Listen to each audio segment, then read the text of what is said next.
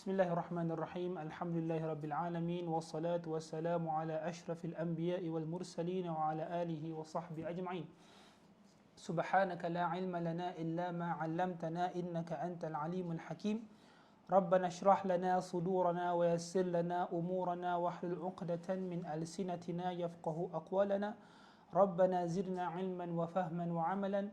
Allahumma inni a'udzu bika an adilla aw udalla aw azlima aw uzlama aw azilla aw uzalla aw ajhila aw yujhala alayya wa la hawla wa la quwwata illa billahil aliyyil azim wa la hawla wa la quwwata illa billahil aliyyil azim wa la hawla wa la quwwata illa billahil aliyyil azim. Wa ba'du. Assalamualaikum warahmatullahi taala wabarakatuh. Kepada semua yang mengikuti live ataupun siaran langsung kita pada pagi yang mulia ini. Alhamdulillah. Alhamdulillah, alhamdulillah. Ini ialah siri yang keempat daripada daurah Ramadan 1443 Hijrah bersamaan dengan 2022 Masihi. Alhamdulillah. Pada minggu yang lepas ataupun pada Jumaat yang lepas, kita dah membincangkan mengenai hukum berpuasa. Kita dah membincangkan mengenai hukum berpuasa yang di mana hukum berpuasa terbahagi kepada 4 hukum. Sama ada wajib berpuasa, yang kedua sunat berpuasa, yang ketiga makruh berpuasa, dan juga yang keempat ialah haram untuk berpuasa. Alhamdulillah, kita dah bincang sedikit sebanyak mengenai hukum hakam puasa tersebut. Kita dah bincangkan, ada wajib terbahagi kepada 7 lah, kan, sunat ada terbahagi kepada 3, dan juga lain-lain. Jadi barang siapa yang ataupun siapa-siapa yang tak sempat untuk mengikuti siri pertama, siri kedua dan siri ketiga, boleh menontonnya semula di YouTube Iltizam Relief Society. Buka YouTube, kan, search ataupun cari Iltizam Relief Society, nampak channel Iltizam Relief Society tu, tekan, adalah, kan, muka saya lah, kan, daurah Ramadan siri pertama, siri kedua dan juga siri ketiga. Alhamdulillah. Jadi ini ialah seperti maklum, ini ialah daurah Ramadan 1443 Hijrah yang bertujuan untuk kita sama-sama dapat mengulang kaji dan juga bermuzakarah, berkongsi ilmu. Sebelum kita hendak menghadapi puasa di bulan Ramadan, marilah sama-sama kita mengingati semula apakah perkara-perkara yang berkaitan dengan puasa di bulan Ramadan, kan, apakah definisinya, apakah hukumnya, apakah rukun-rukunnya. Nanti insya-Allah kita akan masuk syarat sah puasa, syarat wajib puasa, perkara yang membatalkan puasa, insya-Allah semuanya kita akan bincangkan nanti insya-Allah. Jadi pada tuan-tuan dan puan-puan dan juga para penonton siaran langsung pada pagi yang mulia ini, jangan lupa pada setiap Selasa dan Jumaat pada pukul 8.45 pagi insya-Allah. Sama-sama kita memeriahkanlah. Sama-sama kita memeriahkan. Biar saya tak seorang-seorang je. Ada teman. Tak ada cakap seorang. Baik. Allahumma salli ala sayyidina Muhammad. Jadi kita masuk pada tempat yang kita berhenti pada minggu lepas. Jadi minggu lepas kita dah masuk pada hukum berpuasa. Pada hari yang mulia ini pula kita akan masuk pula pada bab yang ketiga. Pada bab yang ketiga, pada membicarakan syarat sah dan syarat wajib puasa. Syarat sah dan juga syarat wajib berpuasa. Baik, Allahumma salli ala sayyidina Muhammad. Jadi yang pertama kita akan bincangkan syarat-syarat sah puasa. Apakah itu syarat-syarat sah puasa?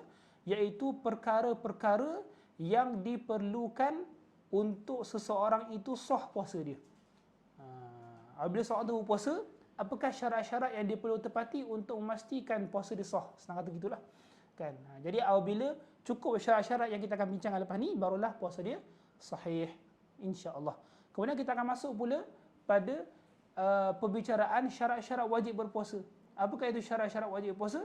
Iaitu siapa-siapa sahaja yang mendapati cukup semua syarat ini ke atas diri dia, maka ketika itu wajib bagi dia untuk berpuasa. Wajib bagi dia untuk berpuasa. Jadi syarat ini ialah antara perkara yang syarat sah maksudnya, kan, syarat sah terutamanya adalah perkara yang kita kena pastikan ada dekat diri kita untuk memastikan ibadah kita itu sahih. Syarat ini kita kena pastikan ada kat diri kita supaya kita dapat pastikan ibadah yang kita lakukan itu sahih. Dia macam rukun sikit. Dua-dua penting. Rukun dan syarat, dua-duanya penting. Tapi ada perbezaan. Dua-duanya ma la budda minhu. Itu bahasa Arab je lah. Dua-duanya ialah perkara yang perlu ada kan atas seorang mukallaf tu apabila dia melakukan ibadah. Tapi ada perbezaan.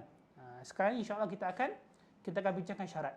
Rukun nanti insya-Allah lepas pada bab yang ketiga ini, pada bab yang keempat kan kita akan masuk pula pada rukun-rukun puasa.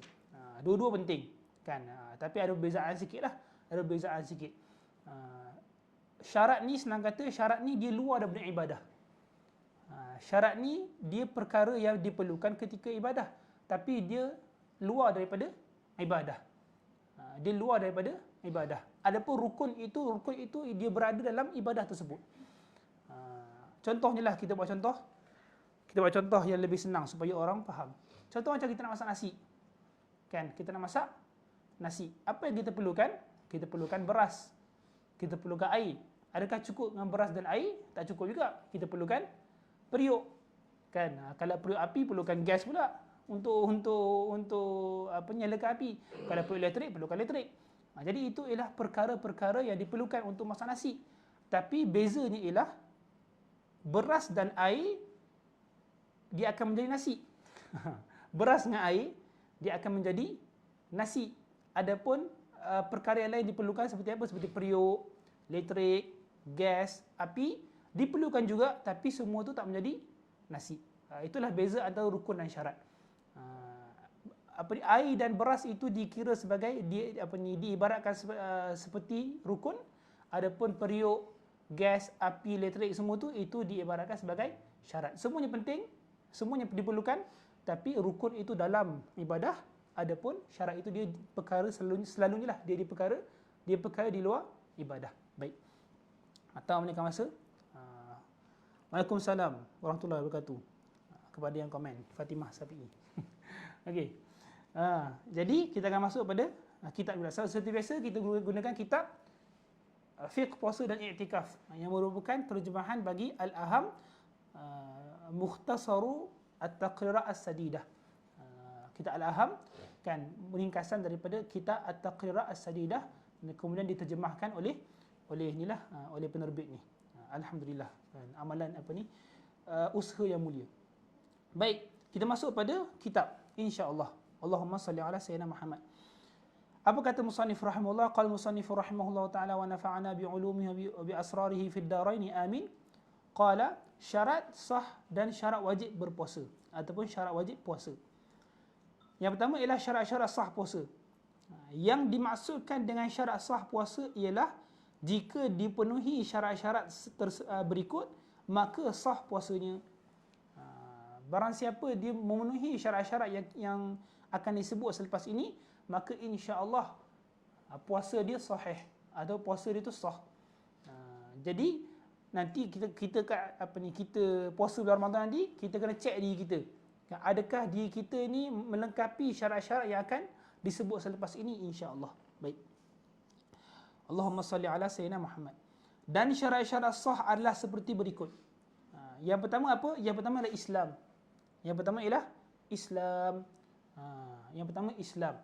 Orang Islam sahaja orang yang berpuasa itu apabila dia Muslim barulah ibadah dia dikira sah.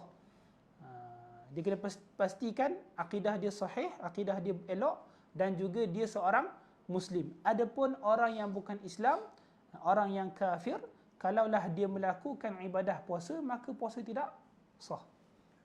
Maka puasa tidak sah. Tak kisahlah dia bersahur ke, kan? Dia berniat sebelum subuh ke, kan? Dia menahan diri daripada perkara-perkara yang batalkan puasa ke, kan? Dia pergi sertai iftar jama'i ke, tak kisahlah, kan? Dia sponsor iftar jama'i ke, selagi mana dia tidak menjadi seorang Muslim ataupun dia tidak dia tidak menganut agama Islam, dia tidak mengaku bahawasanya Allah SWT ialah Tuhannya dan juga Rasulullah SAW ialah Nabi-Nya dan juga syarat-syarat yang lain, maka ibadah dia tidak sahih. Ibadah dia tidak sah. Syarat Islam bukan sahaja syarat bagi ibadah berpuasa, dia adalah syarat bagi setiap ibadah. Dia adalah syarat bagi setiap ibadah. Semua ibadah yang seseorang itu melakukannya, apabila dia Muslim, barulah ibadahnya itu diterima. Barulah ibadahnya itu diterima. Sebagai apa? Sebagai ibadah ni ialah pengabdian. Ibadah ni ialah pengabdian. Ialah kita menjadikan diri kita ni hamba kepada Allah Subhanahu Wa Taala. Jadi apabila kita nak mengaku Allah Subhanahu Wa Taala itu Tuhan, macam mana kita nak menghambakan diri kita kepada Allah Subhanahu Wa Taala. Jadi sebab tu kita perlu kan pastikan akidah kita tu elok, kan, tidak mengikut ajaran-ajaran yang sesat, kan, dan juga menyeleweng. Baik, Allahumma salli ala sayyidina Muhammad. Islam. Apa lagi kata musannif, penulis? Terima kasih Misha Alam. Mungkin saya baru potong rambut kot. Minggu lepas potong rambut. Okey. Allahumma salli ala sayyidina Muhammad. Baik, disyaratkan seseorang itu Muslim pada keseluruhan siang. Disyaratkan apabila seorang itu berpuasa, dia Muslim ataupun dia dalam agama Islam pada keseluruhan siang. Daripada terbit fajar sadiq atau maksudnya waktu subuh sehinggalah terbenamnya matahari atau maksudnya waktu maghrib. Jika dia murtad pada siang hari Ramadan walaupun seketika, maka batallah puasanya. Na'udzubillahi min zalik.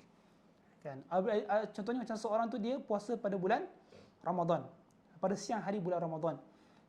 Kemudian dia ada lakukan perkara-perkara yang na'udzubillahi min zalik yang boleh membatalkan akidah dia. Sama ada dengan perbuatan dia, sama ada dengan perkataan dia, ataupun sama ada dengan perbuatan hati dia, niat dia. Jadi ni kita kena jaga-jagalah. Kita kena jaga-jaga. Apakah perkara-perkara yang batalkan iman ataupun Islam. Jadi apabila contohnya dibuat perkara-perkara tersebut, na'udzubillah, ketika itu dia telah dihukumkan sebagai murtad, keluar daripada Islam. Jadi ketika itu batallah puasa dia. Batallah puasanya. Dia walaupun seketika, walaupun dia buat itu sekejap saja. Kan dia buat, kan, kemudian dia menyesal, dia bertaubat balik, walaupun seketika, walaupun 5 saat sekalipun, lepas tu dia bertaubat terus, mengucap kembali 2 kalimah syahadah, tetapi puasanya sudah batal. Puasanya sudah batal. Kenapa? Kerana ketika itu dia telah hilang keahlian untuk ibadah. Dia telah hilang keahlian untuk beribadah. Baik. Jadi dia kena qada balik. Dia kena qada balik puasa dia walaupun seketika. Begitu juga ataupun okey, itu masuk pada syarat wajib. Afwan, silap. Jadi itu Islam. Apabila seorang itu dia murtad walaupun seketika pada siang hari Ramadan ketika dia berpuasa, ketika itu batallah puasanya. Batallah puasanya. Na'udzubillahi min zalik. Allahumma salli ala sayyidina Muhammad. Yang kedua, berakal. Yang kedua ialah berakal. Mestilah orang yang berpuasa itu dalam keadaan dia berakal, dalam keadaan dia waras, dalam keadaan dia sedar. Apabila seorang itu dia gila ataupun dia hilang akal dia seperti apa? Seperti gila, pengsan, koma, ketika itu telah batallah puasa dia. Nanti kita akan bincang insya-Allah kan mengenai pitam, tidur macam mana, kan, gila macam mana, nanti kita akan bincang nanti. Akan bincangkan lebih terperinci lagi pada perkara-perkara yang batalkan puasa. Baik. Disyaratkan seseorang itu berakal, iaitu mumayyiz, kan, mumayyiz pada keseluruhan siang hari Ramadan. Disyaratkan dia mumayyiz ataupun berakal pada keseluruhan siang hari Ramadan. Dia kena pastikan akal itu sabit, maksudnya akal itu ada, kan, tidak dilanda gila ataupun bukannya pitan dan juga lain-lain. Jika seseorang gila walaupun hanya seketika, batal puasanya. Apabila orang tu dia gila, kan, ketika itu batallah puasa dia walaupun gila seketika, walaupun dia gila contohnya seminit sahaja ataupun 10 saat sahaja. Tak kisahlah seketika mana sekalipun, ketika itu terus puasanya dihukumkan batal. Puasanya dihukumkan batal. Allahumma salli ala sayyidina Muhammad. Kalaulah gila itu tidak disengajakan, baik, kalaulah gila itu tidak disengajakan, memang dia ada, na'udzubillah, ada penyakit yang menyebabkan dia gila, ketika itu puasa dia batal, dan juga dia tidak berdosa, dan tidak wajib ke atasnya untuk qada puasa tersebut. Kerana ketika itu apabila dia gila, ketika itu dia telah hilang juga keahlian untuk beribadah, dan juga dia ketika itu dihukumkan sebagai bukan mukallaf. Dia dihukumkan sebagai bukan mukallaf. Dia tak ada bebanan syarak ketika itu. Ketika mana dia gila tu dia tak nak katakan, maksudnya dia tak ada wajib, tak ada sunat, tak ada haram, tak ada makruh, semua tak ada kat dia. So ketika itu dia bukannya mukallaf. Dia bukannya seorang yang dibebani oleh hukum syarak. Allahumma salli ala sayyidina Muhammad. Baik, itu mengenai orang yang gila. Adapun tentang orang yang pengsan dan mabuk akan dijelaskan secara terperinci dalam bab perkara-perkara yang membatalkan puasa. Apabila berkaitan dengan pengsan, mabuk, koma sekalipun, kan, ataupun tidur sekalipun, ketika itu akan dibincangkan pada perkara-perkara yang membatalkan puasa. Jadi senang kata nanti kita akan bahagi kepada 3 peringkat, kan. Yang pertama kita boleh letakkan yang paling berat sekali ialah gila. Yang tangga yang kedua ialah pitam ataupun mabuk, pengsan, sama je lah. Dan juga yang bawah sekali kita akan yang bawah sekali ialah tidur. Jadi macam mana? Manakah yang batalkan puasa, manakah yang tak batalkan puasa? Kalau pengsan dan mabuk, batal puasa ke tak? Kalau batal puasa, apakah syarat-syarat dia? Itu kita akan bincangkan secara terperinci pada bab perkara-perkara yang batalkan puasa, insya-Allah. Kena ikutilah live, insya-Allah. Baik. Allahumma salli ala sayyidina Muhammad. Yang ketiga ialah bersih daripada haid dan nifas. Bersih daripada haid dan nifas. Bersih daripada haid dan nifas. Ini bagi perempuan lah. Ini bagi perempuan. Apabila perempuan itu dia datang haid dia, kan, datang bulan dia, ataupun dia baru bersalin, bersalin anak, kemudian keluar darah nifas, ketika itu tak sah bagi perempuan tersebut untuk berpuasa. Tak sah bagi perempuan tersebut untuk berpuasa. Sama juga macam tengah-tengah puasa bulan tengah-tengah puasa pada siang hari Ramadan, tiba-tiba terkeluar ataupun keluar haid. Contohnya. Ketika itu pun puasanya batal. Puasanya batal. Kerana antara syarat sah puasa ialah bersih daripada haid dan nifas. Bersih daripada haid dan nifas. Allahumma salli ala sayyidina Muhammad. Disyaratkan seorang perempuan yang ingin berpuasa, apa syaratnya? Bersih daripada haid dan nifas sepanjang siang hari Ramadan. Maksudnya, kalaulah perempuan itu nak sah puasa dia kena pastikan pada keseluruhan siang hari Ramadan itu bersih daripada haid dan nifas. Kalau tiba-tiba haid pada tengah-tengah siang hari, ketika itu batallah puasanya pada hari tersebut. Walaupun kan nak maghrib dah, pun keluar haid. Batal. Ketika itu dikiralah batal puasanya. Dikira batal puasanya. Baik. Allahumma salli ala sayyidina Muhammad. Jika darah haid keluar pada penghujung siang, batal puasanya. Samalah tadi. Kan? Nak maghrib dah, pukul 7 dah contohnya. 7.15 dah. Masuk waktu 7.30 contohnya. Dia tengok, masuk tandas, pun perasan bahawa haid keluar. Kan? Keluar darah haid. Ketika itu apakah hukumnya? Batal puasanya dan juga wajib untuk qada. Wajib untuk qada lah, wajib untuk qada selepas daripada bulan Ramadan. Allahumma salli ala sayyidina Muhammad. Begitu juga jika suci daripada haid ketika siang hari Ramadan, puasanya tetap tidak sah. Tadi datang haid pada siang hari Ramadan, ini suci pada siang hari Ramadan pula. Apa dia punya situasi dia? Situasi dia ialah dia memang bermula dengan keadaan haid pada subuh hari tersebut, dia haid, kemudian berterusan haid dia suci pada contohnya lepas zuhur. Lepas zuhur dia suci. Jadi ketika itu adakah dia boleh terus sambung puasa dia? Contohnya lah soalan dia. Adakah dia boleh terus sambung puasa dia? Kan menyebabkan hari itu dikira sebagai hari yang berpuasa? Tidak. Ketika itu hari itu pun dikira dia bukan berpuasa lah, senang kata. Kan dia tidak berpuasa. Dia tidak berpuasa. Baik. Tetapi disunatkan baginya menahan diri daripada perkara yang batalkan puasa. Ini bagi perempuan yang suci pada tengah-tengah hari atau pada tengah siang hari Ramadan. Walaupun tak sah puasanya ketika itu, tetapi dia disunatkan untuk menahan diri daripada perkara-perkara yang batalkan puasa. Pada baki hari tersebut, sunat sahaja. Sunat sahaja untuk imsak. Apa itu imsak? Iaitu dia menahan diri daripada perkara-perkara yang batalkan puasa. Allahumma salli ala sayyidina Muhammad. Baik. Ada soalan Muhammad Subari. Bagaimana pula dengan wanita yang istihadah? Wanita istihadah dia wajib juga untuk berpuasa. Wanita yang keluar darah istihadah wajib juga untuk berpuasa.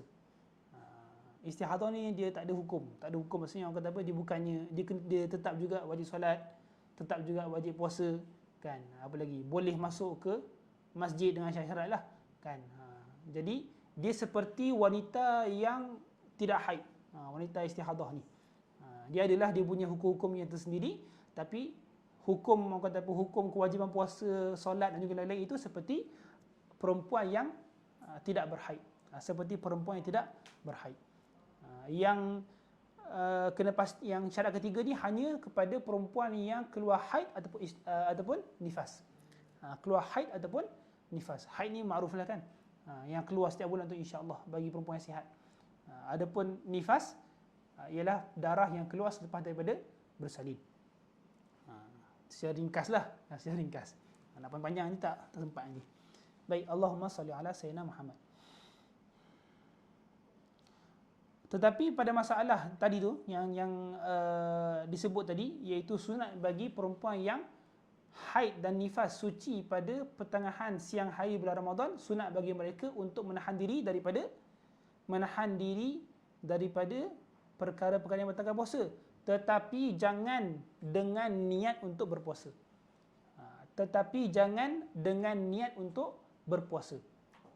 Jangan pula kan dia bersih daripada haid dan nifas pada pertengahan siang hari Ramadan. Lepas tu dia kata, sunat ni untuk apa ni, imsak ataupun menahan diri daripada perkara-perkara yang batalkan puasa. Kemudian dia pergi niat pula imsak itu seperti berpuasa. Ini tak boleh.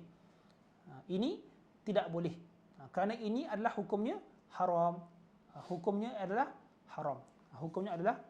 Na'udzubillahi min zalik. Baik.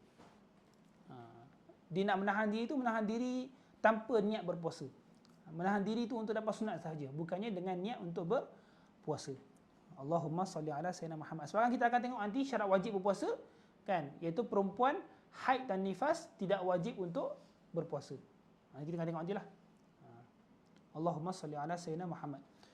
Baik, itu yang ketiga, bersih daripada haid dan nifas. Kemudian yang keempat ialah mengetahui tentang hari yang dibenarkan berpuasa. Mengetahui tentang hari yang dibenarkan berpuasa. Ini Allahumma salli ala sayyidina Muhammad mungkin lebih khusus bagi puasa yang bukan puasa Ramadan lah. Puasa yang di luar daripada bulan Ramadan. Apabila seorang tu dia nak puasa qada ke, dia nak puasa kafarah ke, dia nak puasa apa lagi, sunat ke, kan, nak puasa sunat hari Isnin, Khamis ataupun lain-lain, kan, tak kisahlah puasa sunat apapun, ketika itu dia kena pastikan hari yang dia berpuasa itu bukannya salah satu daripada hari-hari yang dilarang untuk berpuasa. Dia kena pastikan, kan. Contohnya macam dia nak puasa pada esok hari, esok hari 13 Syaban, disunatkan puasa Ayyamul Bid, hari-hari putih, kan. Adakah 13 Syaban itu hari yang diharam untuk puasa? Bukan hari diharam puasa. Okey, jadi dia boleh puasa pada hari tersebut, kan, dan juga puasa dia sah insya-Allah. Tapi kalau orang main bantai je puasa, kan, tanpa cek dulu, dia tak pastikan dulu adakah hari itu hari yang diharamkan puasa ataupun tak diharamkan puasa, ketika itu masalah lah. Ketika itu bermasalah. Boleh jatuh tidak sah, kerana apabila seorang itu hendak melakukan ibadah, dia perlu melakukan ibadah dalam keadaan dia celik ilmu, berilmu. Dia mesti tahu perkara-perkara yang terdapat pada ibadah tersebut. Perkara-perkara yang terdapat pada ibadah tersebut. Sama juga macam ibadah-ibadah yang lain. Allahumma salli ala sayyidina Muhammad.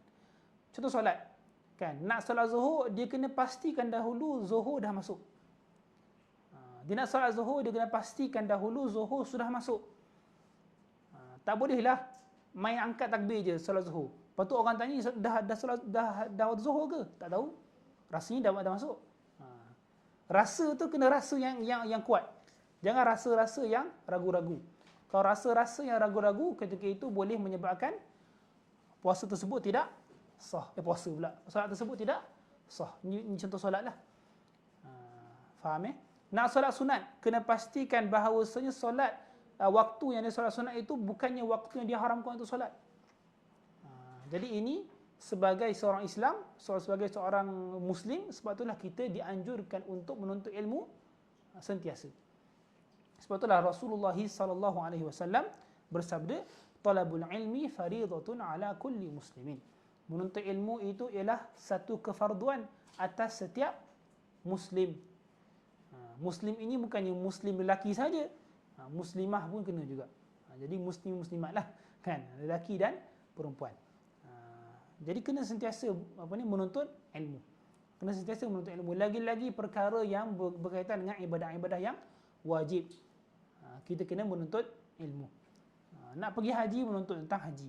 Nak puasa, kita menuntut ilmu tentang puasa. Nak solat, menuntut ilmu tentang solat. Begitulah. Nak bayar zakat, menuntut ilmu tentang bayar zakat. Sebab itulah pentingnya untuk kita menuntut ilmu dan juga mencari ilmu. Baik. Allahumma salli ala sayyidina Muhammad. Okey. Jadi kena mengetahui tentang hari yang dibenarkan puasa. Ini khususnya bagi puasa yang di luar pada bulan Ramadan lah.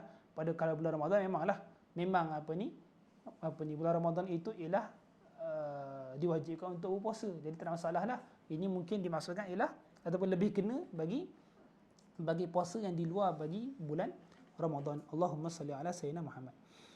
Mengetahui tentang hari yang diingininya berpuasa, itu sah untuk berpuasa. Diketahuilah bahawa hari yang diingini berpuasa itu sah puasanya. Supaya hari-hari tersebut tidak termasuk hari yang dilarang berpuasa padanya. Ini kita dah bincangkan pada siri yang lepas, iaitu apakah puasa-puasa yang diharamkan. Apakah puasa-puasa yang diharamkan dan juga tidak sah. Antaranya, kalau saya ulang secara ringkas, antaranya ialah puasa pada 1 Syawal, pada Hari Raya Aidil Fitr, puasa pada 10 Zulhijjah, pada Hari Raya Aidil Adha, puasa pada hari-hari tasyriq, ayyamut tasyriq, kan, pada 11, 12 dan 13 Zulhijjah, puasa selepas dari puasa pada separuh akhir bulan Syaban, ada pengecualian dia, kan, kena rujuk baiklah siri yang ketiga. Kemudian puasa pada hari Syak. Ini adalah contoh-contoh bagi hari-hari yang diharamkan untuk berpuasa. Contoh bagi hari-hari yang diharamkan untuk berpuasa. Jadi kena pastikan bahawa hari yang berpuasa itu tak jatuh pada hari-hari yang disebut tadi. Allahumma salli ala sayyidina Muhammad. Okey. Habis sudah syarat-syarat sah puasa. Soalan, bagaimana kalau kita berada dalam keadaan sukar untuk menentukan masa? Contoh menjadi tawanan musuh, bagaimanakah kita hendak menentukan waktu berpuasa? Ini sebenarnya masuk dalam bab lain lah. Tak ada sebut dalam kitab ni. Iaitu pada masalah bagaimana, ini khususnya contohnya pada masalah puasa bulan Ramadan lah. Macam mana kita nak tentukan? Kan, dia dibahaskan dalam puasa bulan Ramadan. Macam mana kita nak tentukan macam mana nak tentukan bilakah Ramadan masuk? Kan? Jadi adalah disebut kaedah-kaedahnya ataupun disebut oleh para ulama. Antaranya ialah kan nampak anak bulan, kan, kalau lengkap 30 hari Syaban, kan, ada orang beritahu dia nampak anak bulan dan juga lain-lain. Antara kaedah nak menentukan masuknya bulan Ramadan ialah ijtihad. Ialah dengan ijtihad. Dengan ijtihad. Apa contohnya? Macam orang tu dia dipenjara dalam penjara. Ataupun dia dikurung dalam sebuah bangunan yang tak nampak, siang malam tak nampak. Kan? Siang malam tak nampak, tak ada kalender. Kan, tanya tanya Pak Agad tak tahu tarikh bila. Kan, contohnya lah. Masih tak tahu tentang peredaran bulan dan bintang, tak tahu bila matahari naik, bila matahari terbenam, dan juga lain-lain. Jadi macam manakah orang tersebut dia dalam keadaan dia terkurung itu, macam mana nak tahu bilakah masuknya bulan Ramadan? Dengan ijtihad. Contohnya apa? Contohnya macam dia tahu ketika dia Allahumma salli ala Muhammad, ketika dia masuk penjara tu, contohnya dia tahu bahawa tarikh dia masuk penjara tu 1 Syaban contohnya. Contohnya lah, dia tahu bahawa tarikh yang dia masuk pada dalam penjara itu 1 Syaban. Jadi ketika itu dia kena panggil apa? Bina satu kaedah lah untuk dia kira hari yang berlalu. Kan? Apa contohnya? Contohnya macam disebut dalam kitab-kitab, kan? Contohnya macam bacaan ayat Al-Quran. Contohnya orang tu, kan, kebiasaan dia kalau dia baca, contohnya lah, kalau dia baca 100 muka surat, maksudnya dah berlalu 1 hari contohnya. Contohnya lah, kan, dia tu hafal Quran, dia kata kalau aku dapat baca 100 muka surat, selalunya 1 muka surat ni makan masa sehari. Jadi dia pun baca 100 muka surat. Kan? 1 muka surat habis, 1 hari berlalu. Baca lagi 1 muka surat, 1 hari lagi berlalu. Dan juga dia ulang proses tersebut sampailah dia rasa dah masuk pada bulan Ramadan. Contohnya lah, kan, dia ni hafiz Quran, kalau dia baca 100 muka Al-Quran, maka telah berlalu sehari, kan? Jadi masuk 1 Syaban. Jadi kalau dia baca berapa? Dia baca 3,000 muka surat, ketika itu dah berlalu dah 30 hari Syaban contohnya lah. Jadi ketika itu dia boleh, insya-Allah hari ini dah masuk bulan Ramadan. Jadi ketika itu dia boleh berpuasa, berniat untuk puasa bulan Ramadan. Dan juga berbagai-bagai caralah, kan, dengan zikir ke, kan, dengan dia kira saat ke, 1, 2, 3, 4, 5, 6, 7, 8, 9, 10. Itulah. Okey, faham Okey. Allahumma salli ala sayyidina Muhammad. Senang kata dia ijtihad. Dia ambil satu kaedah atau ambil satu cara untuk dia kira hari. Kemudian dia gunakan kiraan hari tersebut untuk dia kira bilakah masuk bulan Ramadan. Gitu jugalah kalau nak puasa sunat ke, kan, boleh juga diguna cara yang sama untuk dia pastikan bahawa dia bukan berada dalam hari-hari yang diharamkan untuk berpuasa. Dengan ijtihad. Allahumma salli ala sayyidina Muhammad. Soalan lagi. Assalamualaikum Ustaz. Waalaikumsalam. Terima kasih sama-sama atas perkongsian ilmu.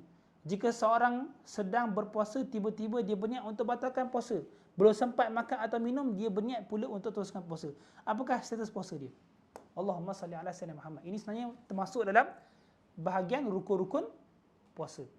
Termasuk dalam bahagian rukun-rukun berpuasa. Allahumma salli ala sayyidina Muhammad.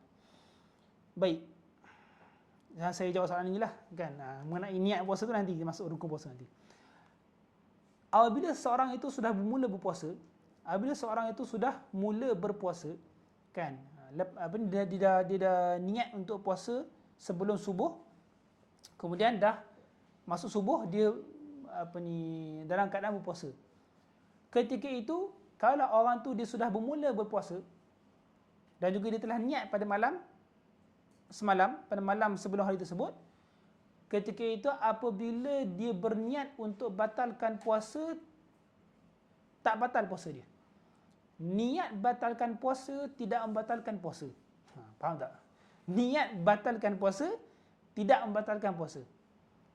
Yang membatalkan puasa hanya perbuatan membatalkan puasa. Makan, minum, korek hidung ke, korek telinga ke, tak kisahlah, kan, memuntahkan diri ke bersama dengan isteri ke, nanti kita akan bincang pada perkara-perkara yang batalkan puasa, itu batalkan puasa. Adapun niat untuk batalkan puasa tidak membatalkan puasa. Dia bukannya macam solat. Solat, apabila kita solat, kita niat untuk batalkan solat, maka batalkan solat. Tapi puasa, apabila seorang itu sudah berpuasa, kemudian contohnya dia berniat untuk batalkan puasa dia, selagi mana dia tak buat perkara yang batalkan puasa, maka tidak batal puasa dia. Faham tak? Okay, secara ringkasnya, niat membatalkan puasa tidak membatalkan puasa. Ketika dia puasa lah. Niat membatalkan puasa ketika dia sedang berpuasa tidak membatalkan puasa dia. Baik. Harap jelaslah.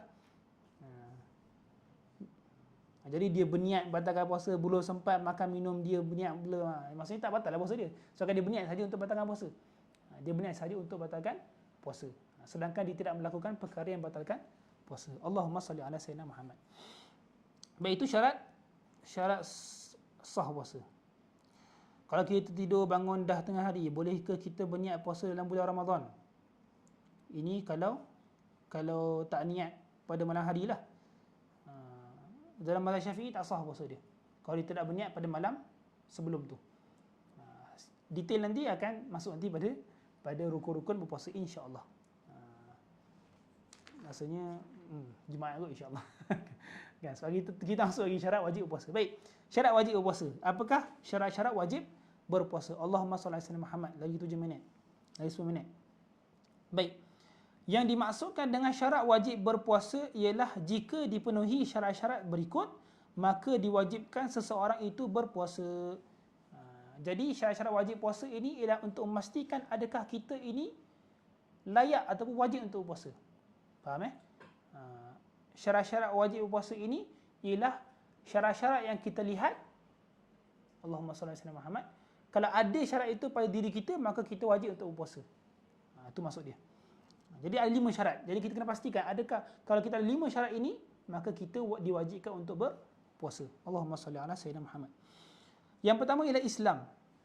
Yang pertama ialah Islam. Apabila seorang itu dia Muslim, dia beriman kepada Allah SWT dan juga rukun-rukun iman, dan juga dia mengaku dia orang Islam, ketika itu dia diwajibkan untuk berpuasa pada bulan Ramadan. Kan? Ketika itu dia wajib untuk berpuasa pada bulan Ramadan. Kan? Berdasarkan firman Allah SWT, A'udzubillahi minasyaitonirrajim, faman syahida minkum syahra falyasum. Barang siapa daripada kamu yang melihat akan anak bulan, maka hendaklah dia berpuasa. Siapakah kalangan kamu tu? Orang Islam lah. Siapakah orang yang di kalangan kamu tu? Man syahida minkum tu, di kalangan kamu tu siapa? Orang Islam lah. Jadi orang Islam ketika itu diwajibkan untuk puasa pada bulan Ramadan. Okey. Allahumma salli ala sayyidina Muhammad. Tidak ditaklifkan kewajipan puasa kepada orang kafir di dunia. Orang kafir tidak ditaklifkan kewajipan untuk berpuasa. Maksudnya apa? Maksudnya ketika itu tiada wujubu mutalabah. Kan? Maksudnya orang kata apa? Kita tak perlu untuk meminta daripada orang kafir untuk berpuasa pada bulan Ramadan. Maksud tak boleh lah kan, bulan Ramadan nanti kan nampak apa ni, ada kita punya saudara-saudara yang bukan Islam kita tak puasa, kita paksa dia puasa, tak boleh. Itu hukumnya haram. Kita tak boleh memaksa orang yang bukan Islam untuk berpuasa. Sebabkan tiada tak ditaklifkan kewajipan puasa bagi mereka. Tidak diwajibkan taklifan berpuasa ke atas mereka pada dunia. Nampak tu? Disebut ada di dunia. Disebut ada di dunia. Sebab apa? Sebabkan ada pun pada masalah wajib pula. Pada masalah dosa, kan? Dosa meninggalkan puasa, dosa meninggalkan solat, dosa tidak bayar zakat, apa lagi? Dosa tidak buat perkara-perkara yang wajib, maka dia masuk sekali dalam dosa dia tidak beriman kepada Allah SWT. Seperti ma'ruf, kan? Orang-orang yang bukan Islam, orang-orang yang kafir, kan, kalaulah dia meninggal dalam kekufuran dia, maka a'udzubillahi min dzalik, kan? Tiada maaf lah, kan? Tiada kemaafan. Allah SWT tidak memaafkan dosa syirik, kan? Jadi barang siapa yang meninggal dalam keadaan kekufuran, maka na'udzubillahi min dzalik, kan? Dia akan menerima kemurkaan Allah SWT pada hari akhirat nanti. Na'udzubillahi min dzalik. Masuk sekali pada dosa tidak beriman itu, masuk sekali semua dosa-dosa yang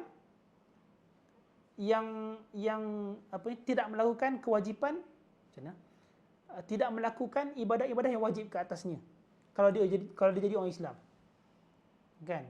Satunya dosa tidak beriman kepada Allah SWT.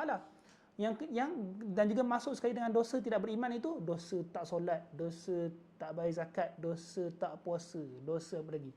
Itu lah, kan? Dosa tak kahwin cari, dosa-dosa tidak melakukan ibadah-ibadah yang wajib. Jadi pada dunia kita tak memerintahkan dia ataupun kita tak minta daripada dia untuk berpuasa ataupun untuk solat dan juga lain-lain. Tapi pada hari akhir nanti, kan, Allah SWT akan kira itu, kan?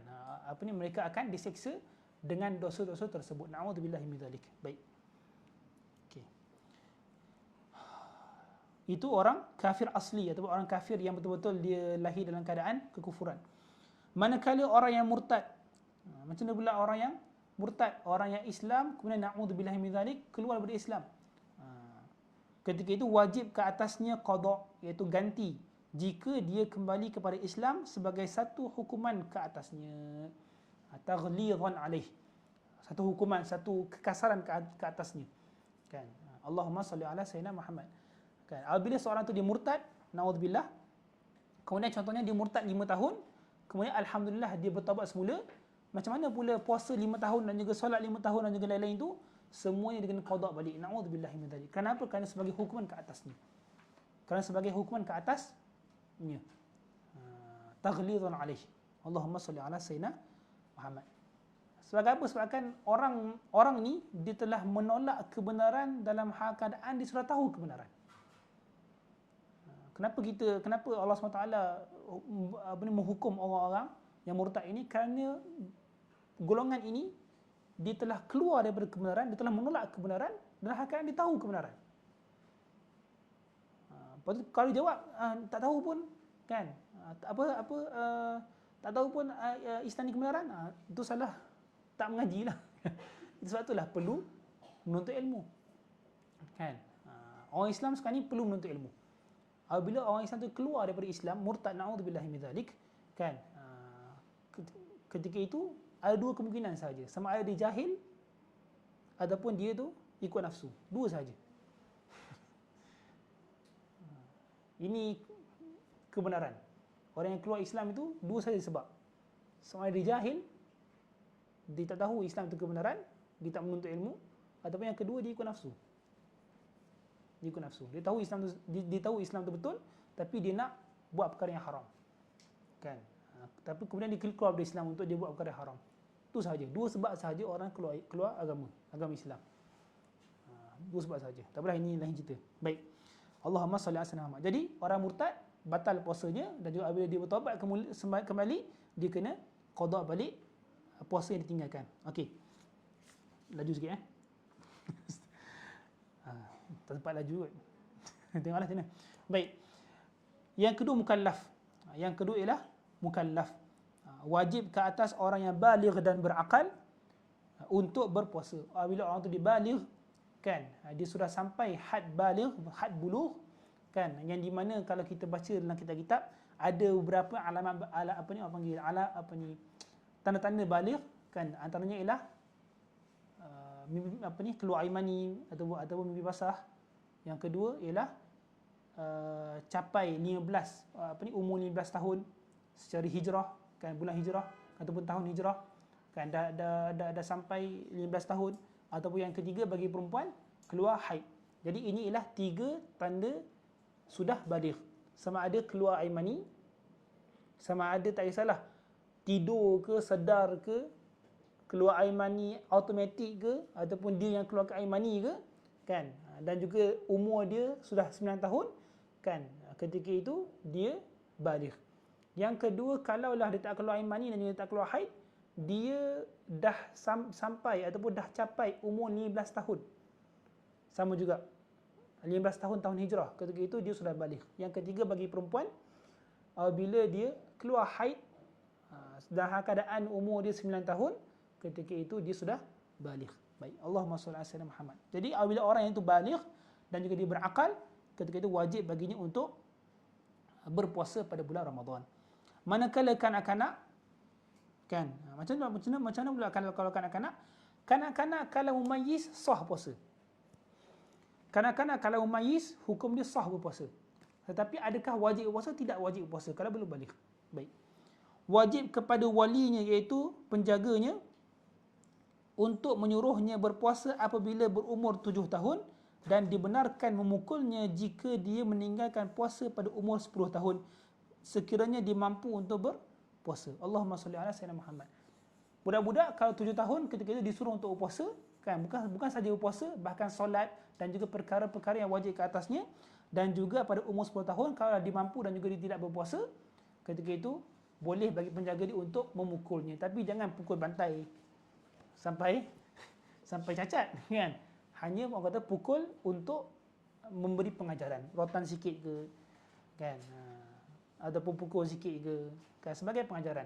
Jauhi tempat-tempat yang boleh membawa kepada maut kan. Pukul lah mana kan, pukul tangan ke, tapak tangan ke, pukul punggung ke dengan rotan ke, dan juga lain-lain.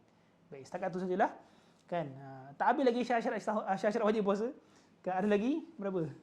Ada lagi 3, tapi setakat tu sajalah masa mencemburui kita kan.